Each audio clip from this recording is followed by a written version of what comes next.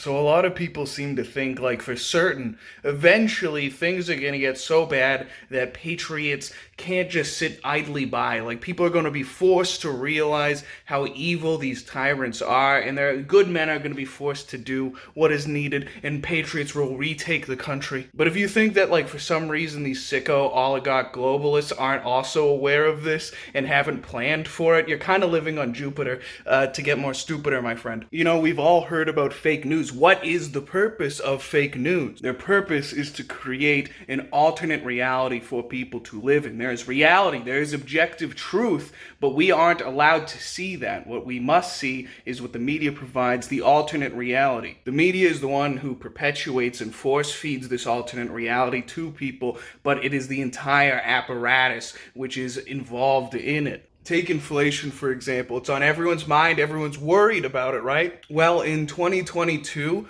we will be redefining the CPI, or in layman's terms, we are going to change the mechanism which gauges inflation. So the numbers will say inflation in 2022 reduced. The media will say it. Joe Biden and all of his buddies are going to have a big old party to celebrate a job well done. But you know what? You're still going to be buying a carton of eggs for $4. You're still going to be buying a gallon of milk for $5. You're going to be trying to buy a used car for $10,000. And when you go on Twitter, on Facebook, on Instagram, YouTube comments to complain about it, you are going to get censored because the Washington Post fact checkers actually say that this is not happening. Inflation's reducing, guys. I mean, anyone with two brain cells knows that fact checkers are just like some guy's opinion.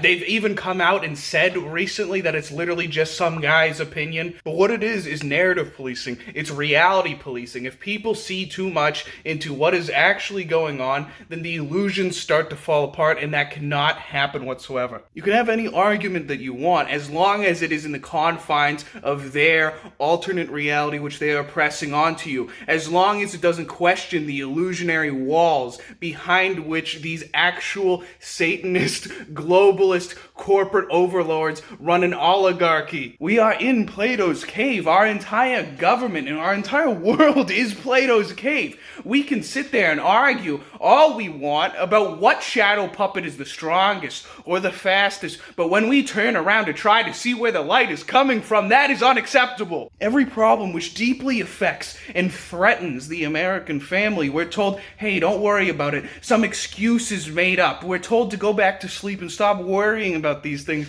Well, they're being taken care of by people far smarter than you. Every institution that we believed was set in stone, was like the word of God, has been hollowed out and turned into an illusion. Self-determination, freedom of speech, justice. But if you look closer at these once great institutions, you begin to see what it really is. They are tools. Tools being used by people who hate you. People who hate your religion, who hate your race, who want you dead, who want to turn you into slaves, all for the sake of their own greed, their own lust, their own gluttony. I can only hope that we're not all the way there yet, but that is where they are taking us. They said so in their 2030 Great Reset last year at the World Economic Forum. 2030, they say, you'll own nothing, you'll have no wealth. Everything that you own will be rented from corporations, and you'll be happy. This is modern tyranny. The foot soldier of the modern tyrant is not some man with a long rifle.